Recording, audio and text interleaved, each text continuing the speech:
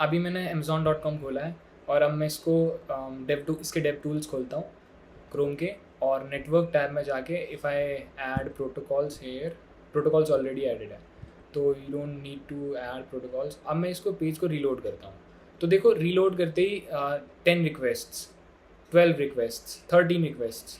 अब ये कनेक्शन की स्पीड के हिसाब से, यानी मेरे इंटरनेट स्पीड के हिसाब से रिक्वेस्ट जाती रहेंगी, मैं कुछ नहीं कर रहा हूँ।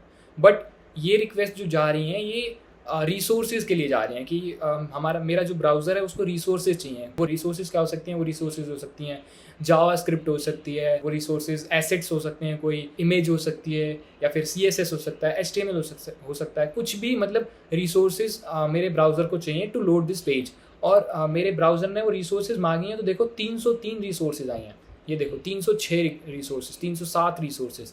ये रिसोर्सेज सिर्फ एक रीलोड से आए हैं, मैंने उसके बाद कोई भी रीलोड नहीं किया है। तो इसमें 200-300 रिसोर्सेज चली गई हैं। वो रिसोर्सेज में हम कुछ भी मांग सकते हैं ना। 1991 में जब HTTP पहली बार बना था, अगर उस टाइम पे जो रिसोर्स हैवी वेबसाइट्स आजकल बनी है उस टाइप की कोई भी वेबसाइट होती तो उसमें इतनी सारी रिक्वेस्ट एक साथ जाती तो वो तो बर्बाद कर देती वेब सर्वर को, यानी कनेक्शन को। लेकिन आज नहीं करती हैं। क्यों? क्योंकि HTTP इवॉल्व हुआ है टाइम के साथ साथ, और 3 बार इवॉल्व हुआ है। आज हम समझेंगे कि HTTP बनाया क्यों गया था और उसका इवोल्यूशन क्या था, क्या प्रॉब्लम थी, क्या सोल्यूशंस आए उसके लिए, और आज हम कहाँ स्टैंड करते हैं, यानी HTTP कहाँ स्टैंड करता है। तो welcome to my YouTube channel, my name is Prince Chaudhary, और मैं इस तरीके की वीडियो लाता रहता हूँ जहाँ पे मैं बहुत सारे नेटवर्किंग कंसेप्ट्स को, साइबर सिक्योरिटी रिलेटेड कंसेप्ट्स को, सिस्टम डिज़ाइन, वेब डेवलपमेंट, इस तरीके के कंसेप्ट्स को मुझे पर्सनली पढ़ना या समझाना बहुत अच्छा लगता है। तो मैं इसी तरीके की वीडियोज़ लाता रहता हूँ। तो HTTP होता क्या है? HTTP is a protocol, hyper text transfer protocol. ये एक ऐसी लैंग्वेज है जिसमें तुम्हारा ब्राउजर और वेब सर्वर आपस में बात करते हैं, यानी एक सर्टेन फॉर्मेट फॉलो करते हैं जिसमें एक ही पैटर्न फॉलो होता है, जिसमें तुम्हारा ब्राउजर रिक्वेस्ट करता है और वेब सर्वर उसका रिस्पॉन्स देता है। तो ब्राउजर मांगता है, सर्वर देता है, इतना सिंपल है इसका कोर आइडिया। तो HTTP TCP पे रन करता है। HTTP इज एक प्रोटोकॉल जो कि TCP प्रोटोकॉल पर रन करती है। इसमें कनेक्शन स्टैब्लिश होता है, उसके बाद डेटा ट्रांसफर होता है। ये जो कनेक्शन था यही सारी प्रॉब्लम की जड़ थी, और इसी को सॉल्व करने के लिए HTTP इतनी बार इवॉल्व हुआ है, उसमें 3 वर्जन आ गए। तो अगर आपको TCP और UDP के बारे में नहीं पता है, you can go to my previous video जिसमें मैंने TCP और UDP के बारे में पूरी तरीके से समझाया कि TCP प्रोटोकॉल है क्या और उसका इस वीडियो से क्या रिलेशन है। तो 1991 में जब HTTP 1.0 आया था तो उस टाइम पे रूल सिंपल था कि एक रिक्वेस्ट और एक कनेक्शन बनेगा, एक रिक्वेस्ट को एक रिस्पॉन्स मिलेगा। तो अभी उस हिसाब से अगर मैं अभी amazon.in खोलूं तो 300 रिक्वेस्ट गई, जिसके लिए 300 अलग अलग कनेक्शंस बनते और 300 अलग अलग मेरे पास रिस्पॉन्स आते। लेकिन उसको करने में कितना टाइम लगता? उसको करने में बहुत टाइम लग जाता, क्योंकि मैंने पहली रिक्वेस्ट की, फिर उसके बाद उसका रिस्पॉन्स आया, फिर मैंने उसके बाद दूसरी रिक्वेस्ट करी। इस टाइप से मेरे को 300 रिक्वेस्ट, 350 रिक्वेस्ट करनी है to load my amazon.in website. तो इससे क्या होगा? ओवरहेड बढ़ जाएगा, यानी टाइम, रिस्पॉन्स टाइम कम हो जाएगा, ओवरहेड बढ़ जाएगा। हर रिस्पॉन्स के लिए नया कनेक्शन बनाना, हर रिक्वेस्ट के लिए नया कनेक्शन बनाना, नई TCP हैंडशेक करना, क्योंकि हैंडशेक में बहुत टाइम लगता है। TCP अगर प्रोटोकॉल के बारे में नहीं पता, you can go back to my previous video. उस वक्त वेबसाइट में सिर्फ 5-10 फाइल होती हैं। उस टाइम पे 1991 में जब 5-10 फाइल हुआ करती थी, उस टाइम पे चल जाता था कि 5-10 फाइल है, 5-10 रिक्वेस्ट गई, वो सारी रिजॉल्व हो गई और आपका पूरा का पूरा कंटेंट आपके सामने है। लेकिन अभी सिर्फ amazon.in के पेज को लोड करने के लिए वी मेड 300 रिक्वेस्ट। तो आज के समय में तो ये काम करने वाला था नहीं, तो फिर इसको इवॉल्व किया गया, यानी HTTP 1.1 आया to keep alive the pipeline. तो 1997 में इसका सोल्यूशन आया ना, HTTP 1.1 आया और एक बड़ी प्रॉब्लम सॉल्व की। लाइक इसमें परसिस्टेंट कनेक्शन पहली बार इंट्रोड्यूस किया गया था, कि इसका मतलब ये था कि एक बार कनेक्शन खुल गया तो आप मल्टीपल रिक्वेस्ट कर सकते हो उस कनेक्शन से आप मल्टीपल रिक्वेस्ट कर सकते हो, और कनेक्शन बार बार क्लोज नहीं होता था उसमें। पिछले HTTP 1.1 में क्या होता था? एक रिक्वेस्ट जाती थी तो एक ही कनेक्शन बनता था और रिजॉल्व होते ही वो कनेक्शन टूट जाता था। लेकिन 1.1 में परसिस्टेंट कनेक्शन आ गया, जिसकी वजह से आप एक ही कनेक्शन पे मल्टीपल रिक्वेस्ट्स भेज सकते हो, और इससे कनेक्शन क्लोज नहीं होता था। तो हैंडशेक करने में जो टाइम हमारा वेस्ट होता था वो ओवरहेड कम हो गया। तो it was better than HTTP 1.0। इसमें एक प्रॉब्लम ये थी कि हेड ऑफ लाइन ब्लॉकिंग आ गई थी। इसमें हेड ऑफ लाइन ब्लॉकिंग का मतलब ये है कि एक कनेक्शन है, लेट्स से एक कनेक्शन है, यानी एक लेन का हाईवे है आपका, और उस पर अगर कोई आगे एक ट्रक चल रहा है जो कि स्लो है, तो पीछे आने वाले ट्रैफिक को भी स्लो कर देगा। इसी तरीके से इसमें एक हेड ऑफ लाइन ब्लॉकिंग आ गई थी, जिसकी वजह से अगर कोई डेटा पैकेट बीच में अटक जाता है, यानी वो पूरी तरीके से ट्रांसमिट नहीं हो पाता है, तो उसकी वजह से पीछे रिक्वेस्ट जो है रिजॉल्व नहीं हो पाती थी। यानी एक रिक्वेस्ट अगर फंस जाती है तो उसकी वजह से बाकी रिक्वेस्ट जो है वो पेंडिंग स्टेट में चली जाती थी और वो रिजॉल्व नहीं हो पाती थी। It was like traffic jam on internet. तो इसका जुगाड़ निकाला था ब्राउजर्स ने उस टाइम पे ये एनेबल कर दिया था कि एक डोमेन के लिए आप 6 कनेक्शन स्टैब्लिश कर सकते हो और 6 के 6 कनेक्शंस पे आप अलग अलग रिक्वेस्ट कर सकते हो।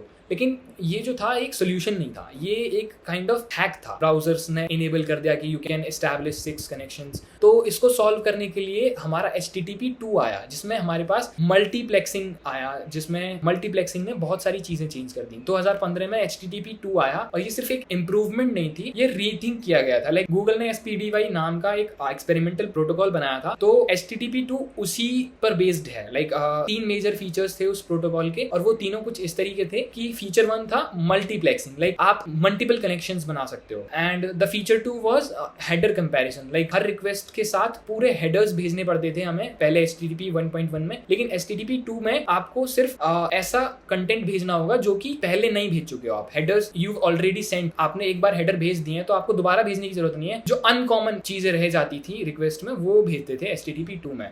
तो header comparison was the another feature in HTTP 2.0 and then the feature 3 was server push। यानी HTTP 2.0 में एक ऐसा फीचर आया जिसमें सर्वर भी पुश कर सकता था। लाइक ब्राउजर ने HTML मांगा तो सर्वर को लगेगा कि अभी इन्होंने HTML मांगा है तो ये CSS भी मांगेंगे, जावास्क्रिप्ट भी मांगेंगे, और हो सकता है ये एसेट्स भी मांग ले, तो वो ब्राउजर पुश कर सकता था। लाइक ब्राउजर के मांगने से पहले ही जो वेब सर्वर है उसको पुश कर देता था। तो सर्वर पुश प्रैक्टिकल नहीं था, बहुत सारे कॉम्प्लिकेशंस थे। तो HTTP 3 में इसको डेप्रिकेट कर दिया गया। ये कॉन्सेप्ट जो था वो इंपॉर्टेंट था, इसको हमने फिर वेब सॉकेट्स में यूज किया गया। देखो अभी तक 3 बार इवॉल्व हुआ है, HTTP 1, HTTP 2, HTTP 3, अब तक 3 बार इवॉल्व हुआ है। लेकिन फिर भी अभी तक एक प्रॉब्लम थी। HTTP बहुत बेटर था, लेकिन एक प्रॉब्लम ये बच गई थी कि TCP पे रन करता था। लाइक TCP में एक पैकेट लॉस हुआ तो पूरी कनेक्शन को वेट करना पड़ता था उस पैकेट की वजह से। तो ये TCP level head of line blocking जो हमने पढ़ा था, हेड ऑफ लाइन ब्लॉकिंग, वो अभी भी सॉल्व नहीं हो पाया था। एप्लीकेशन लेवल ब्लॉकिंग अभी भी थी, लेकिन TCP लेवल का हेड ऑफ लाइन ब्लॉकिंग नहीं कर पाया था। देखो लेयर्स होती है ना, OSI लेयर्स, तो उसने एप्लीकेशन लेयर की हेड ऑफ लाइन प्रॉब्लम को सॉल्व कर दिया था, लेकिन अभी भी TCP लेयर की हेड ऑफ लाइन प्रॉब्लम रह गई थी। ट्रांसपोर्ट लेयर की प्रॉब्लम सॉल्व नहीं हो पाई थी, सिर्फ एप्लीकेशन लेयर की सॉल्व हो पाई थी।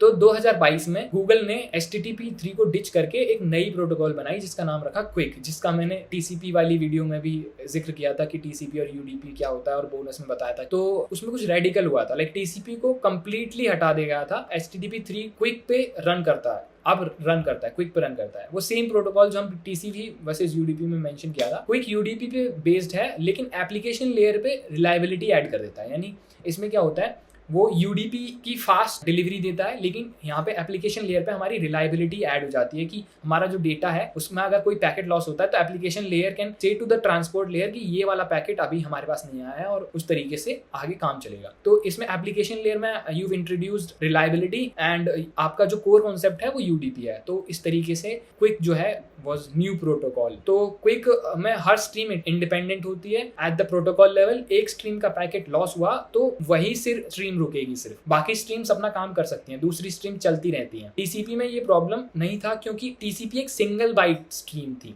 लाइक TCP में एक सिंगल बाइट स्ट्रीम थी, एक सिंगल रूट था जिसमें कनेक्शन स्टैब्लिश होता था और उसके थ्रू रिक्वेस्ट रिस्पॉन्स साइकिल हमारा होता था। लेकिन क्विक में मल्टीपल कनेक्शंस स्टैब्लिश होते हैं और multiple stream of data flow करते हैं। तो इसमें वेट नहीं करना पड़ता है, अगर कोई एक हमारा स्ट्रीम रुक जाता है तो हमें वेट नहीं करना पड़ता है, बाकी जो रिक्वेस्ट हैं वो रिजॉल्व हो जाती हैं। वो जो पर्टिकुलर रिक्वेस्ट है वो अगर फेल होती है तो ओनली दैट रिक्वेस्ट फेल्स, बाकी सारी रिक्वेस्ट काम करती हैं।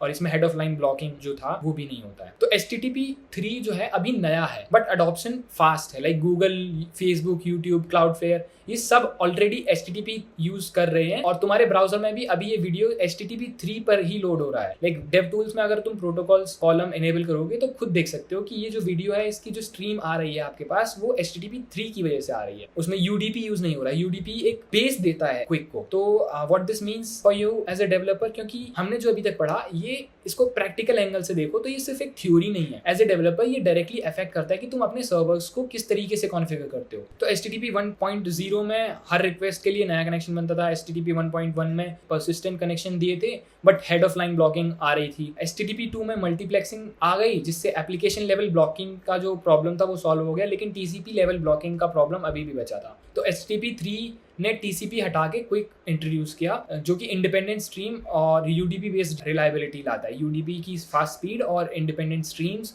और हमारी TCP की जो रिलायबिलिटी थी उन सबको कंबाइन करके ये हमें नेटवर्किंग का एवोल्यूशन दिखाता है कि नेटवर्किंग किस तरीके से इवॉल्व की हमारी। तो हर वर्जन ने पिछले वर्जन के एक स्पेसिफिक प्रॉब्लम को सॉल्व किया और आगे बढ़ते रहे। तो इससे हमें ये सीखना चाहिए कि हमें किसी भी चीज़ को लेके नहीं बैठना चाहिए। अगर आपकी लाइफ में कोई प्रॉब्लम है तो उसको ठीक तरीके से सीखना है, उसे इवॉल्व करना चाहिए, उसको सॉल्व करना चाहिए। So that was it for today's video. मैं उम्मीद करता हूँ कि आपको HTTP 1, HTTP 2, HTTP 3 के बारे में पूरी तरीके से समझ में आ गया होगा कि HTTP की हिस्ट्री क्या थी, वो किस तरीके से इवॉल्व किया है। Until then keep learning, keep practicing. See you in the next video.